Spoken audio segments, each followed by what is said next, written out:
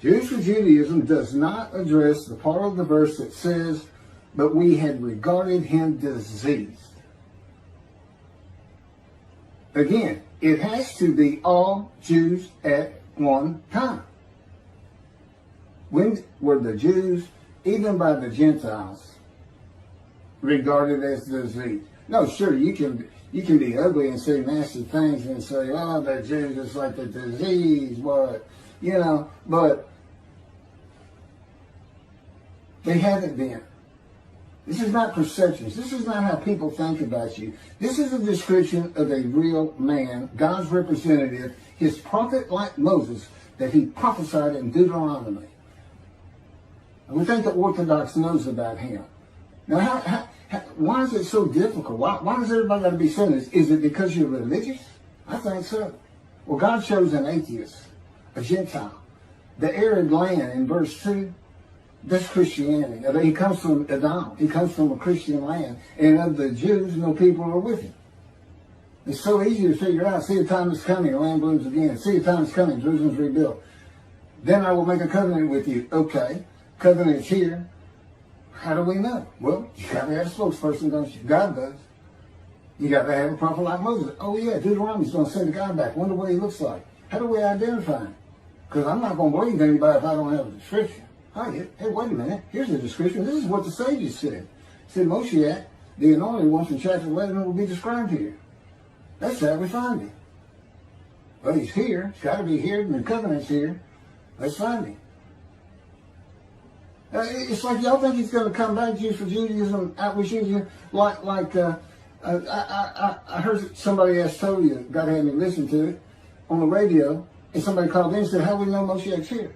Here's his answer. I'll throw up the window and look out, and Torah will be written on every heart. No, you go to Jeremiah. The land blooms again. I don't know how you look at everybody you can see Torah written on the heart. I guess everybody's going to synagogue. But you return, I'll return. I will put my sanctuary amongst you. Y'all sins forgiven. I know many of you that won't matter a bit. I'm writing a scroll of remembrance for that day. Bring Elijah. He's going to try. He's got the same purposes as the righteous servant. So already, who is he? Well, we got this is what's unfulfilled. 4 men to come, 2 prophecies, covenants to come. David, at his arrival, God makes the grant of his friendship covenant. So that's with David. He needs to announce that. And Elijah is the messenger. What's he the messenger of? New covenant. Who's the only man taken to heaven? Elijah, specifically in the Hebrew Bible. And God sends him back. You got to ask yourself, why? Because he can talk to the angel. Right? Give me the covenant. Okay, I'm going to go announce it now. Where's the description of him? He's got the same purpose as the purpose of the man in Isaiah 53. If it describes anybody, it's just going to describe Elijah by purpose far greater than it's going to describe Jesus Christ. Doesn't see a single verse except the last one, the one that says he's a sinner. There's so many lies by him in that book, New Testament. I've got a video on Doubt Me? Go look at it. Go look at what the verses really say. Go look at what happens when Jesus says, all the prophets say of me, I'll ride this ass into Jerusalem, and the Gentiles will spit on me, mock me, scourge me, kill me, and I shall rise on the 3rd day. All the prophets, huh? Well, I got 20. In your Old Testament, the Hebrew Bible, not one says that. No one ever says that anywhere, even in biblical scriptures, supposedly, that wasn't canonized. But there is one, Zechariah. I believe it's chapter 9, verses 9 and 10. It's definitely verses 9 and 10. The Messiah will ride an ass into Jerusalem, which just means he's humble. I'm going to go to Jerusalem, and I'm not riding an ass in to fulfill this verse, but I will be humble. God's making sure that as part of this process of being made suitable, where all those big, heinous words are listed, punished and chastised, treatment, taken from society, cut off from the land of the living is what it says. Well, so was Ezekiel. There used to be some conflict in the understanding in some of this, and I can straighten it out. some of these verses by Ezekiel apply to the Assyrian Babylons. Some of them, and most of them, and the important ones that I'm going to be noting, apply to the Roman dispersal that has returned. And some of them apply to both. They can both, what's being said can apply to the exiles and to the dispersal. Thus said the Lord God. This is Ezekiel chapter 34, verse 10 through 13. Thus said the Lord God, I'm going to deal with the shepherds. I will demand a reckoning of them for my flock, and I will dismiss them from tending the flock. The shepherds shall not tend themselves anymore. For I will rescue my flock from their mouths, and it shall not be their prey. Now remember, this is being written in antiquity. I mean, like that last sentence, I will rescue my flock, this and that, and it shall not be their prey, as though all rabbis today are preying on. Well, that's not true. But what is true is they're dismissed, because this does not apply to the Assyrian Babylonian exiles. It can only apply to the Roman dispersal. For thus said the Lord God, here I am. I'm going to take thought for my flock, and I will seek them out, as a shepherd seeks out his flock. When some in his flock have gotten separated, so I will seek out my flock.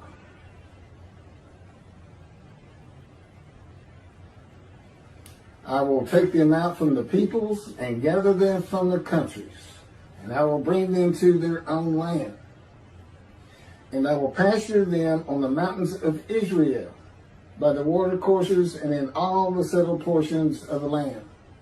Okay, that sounds like he's talking to the exiles, and possibly the dispersal at the same time, but he's not. Why? The northern kingdom was inhabited by Gentiles. The settled portion would be not the wilderness. So this is a time in Israel when the entirety of the lands, what was once Judah and what was once Israel, except for what the Palestinians have taken over in the West Bank and Gaza, bloom again, and everybody's returned. And there are Israelis both in what was the kingdom of Israel and in Judah. So that's applying to the dispersal. And what else? David's there.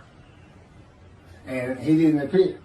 He does not appear when the exiles return. So that doesn't apply to them. It applies to today. See, a time is coming, day of the Lord.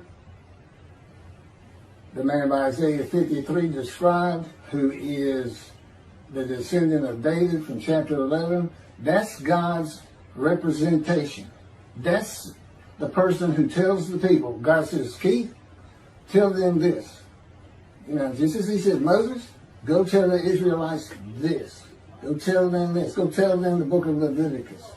Go tell them this and that. He's got to have a person. And we got one description. 4 men coming. Elijah, prophet like Moses, David. That's what God calls him. Descendant of David. He doesn't call him son of David. He just calls him a servant David. And of course, the righteous servant himself. All 4 righteous servants, a description of one righteous servant who can handle the chores, the task that any of them would have to do. And I'll mention that in a minute. This is Ezekiel 34, verses 23 through 30. Then I will appoint, so he has this reckoning and dismissal. Then I will appoint a single shepherd over them to tend them, my servant David.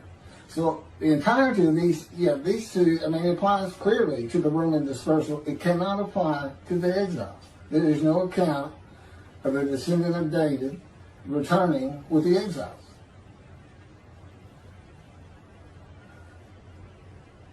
That comes up in Zechariah too. Supposedly the branch was going to come and build the second temple. Well, the branch never shows up. And it's clear that the branch is supposedly the man of Isaiah 11, descendant of David.